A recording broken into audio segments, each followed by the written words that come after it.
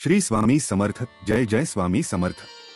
श्री स्वामी समर्थांची मनापासून भक्ती करणाया सर्व स्वामी भक्तांचे श्री स्वामी समर्थ सेवक परिवार या आपल्या YouTube चॅनलवर स्वागत आहे.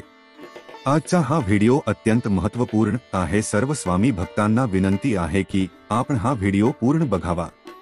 हिंदू पंचांगानुसार चैत्र महिन्याच्या शुक्ल पक्षातील नवमी म्हणजेच 9व्या दिवशी रामनवमी साजरी केली जाते. भगवान रामाचा जन्मोत्सव या दिवशी भाविक मोठ्या आनंदात आणि उत्साहात साजरा करतात. देशभर रामनवमी मोठ्या जल्लोषात साजरी केली जाते. श्रीराम नवमी साजरी करण्याचे विशेष महत्त्व आहे. भगवान रामाचा जन्मोत्सव म्हणजेच रामनवमी. हिंदू धर्मात या दिवसाला अतिशय महत्त्व आहे. रामनवमीच्या दिवशी भाविक रामाची विधिवत पूजा करतात. रामाचा जन्मोत्सव असल्याने रामाला पाळण्यात झुलवले जाते. मुहूर्त पाहूनच हा सोहळा केला जातो. या दिवशी राम मंदिरामध्ये सजावट करून महाप्रसादाचे आयोजन देखील करतात. चला तर मग जाणून घेऊया यंदा श्रीराम नवमी कधी आहे. तारीख, वेळ, तिथी आणि मुहूर्त सर्व काही.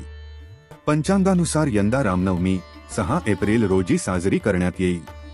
मात्र या दिवशी शुभ मुहूर्त नेमका कोणता हा प्रश्न भक्तांना पडलेला आहे. तर रामनवमी साजरी करण्याचा शुभ मुहूर्त सकाळी 11:08 ते दुपारी 1:39 पर्यंत असेल असे पंचांगात सांगितले आहे. त्यामुळे रामनवमीच्या पूजेसाठी तुमच्याकडे सुमारे 2.5 तासांचा वेळ असेल. मुहूर्तावर पूजा करणाऱ्यांसाठी ही वेळ महत्त्वाची असेल.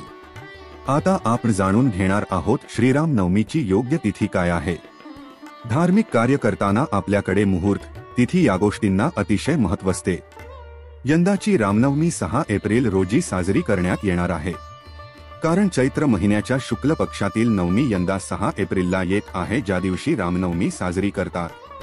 यंदाच्या रामनवमीची तिथी पंचांगानुसार चैत्र शुक्ल नवमीला 5 एप्रिल रोजी शनिवारी संध्याकाळी 7:26 प्रारंभ होईल, तर चैत्र शुक्ल नवमी 6 एप्रिलला रविवारी संध्याकाळी 7:22 संपेल.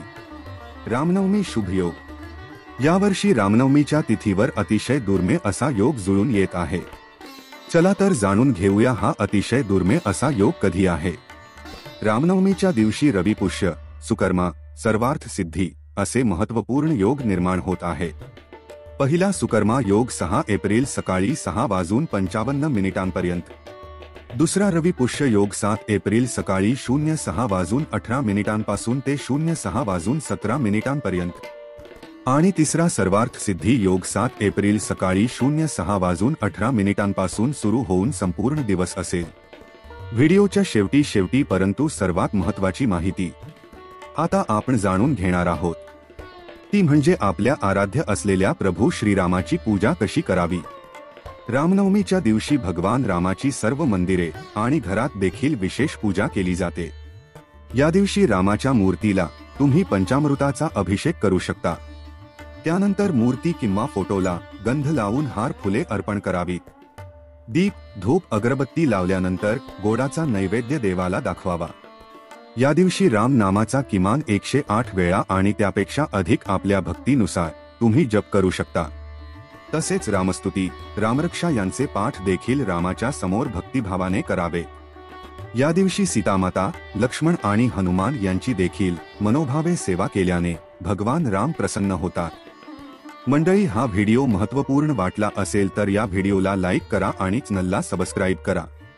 पुन्हा एकदा आपणा सर्वांना श्रीराम नवमीच्या मनःपूर्वक खूप खूप शुभेच्छा. प्रभू श्रीराम आपल्या जीवनामध्ये नवचैतन्य निर्माण करून तुम्हाला जीवनामध्ये यश, कीर्ती आणि पराक्रम गाजवण्याकरिता शक्ती देवो, अशी श्रीरामांच्या चरणी प्रार्थना.